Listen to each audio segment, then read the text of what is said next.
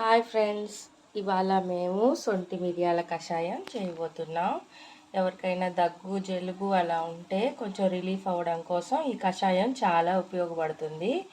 First 2 glasses water తీసుకొని దాంట్లో కొంచెం సొంటి వేసుకొని మిరియాలు ధనియాలు కొంచెం దంచుకొని దాన్ని దీంట్లో వేసుకొని ఇప్పుడు మరుగుతుంది కదా, అట్లా బాగా మరగనిచ్చి ఒక గ్లాస్ వాటర్ అయ్యేదాకా ఉంచుకొని వడగట్టుకొని తాగితే వెంటనే రిలీఫ్ ఇస్తుంది.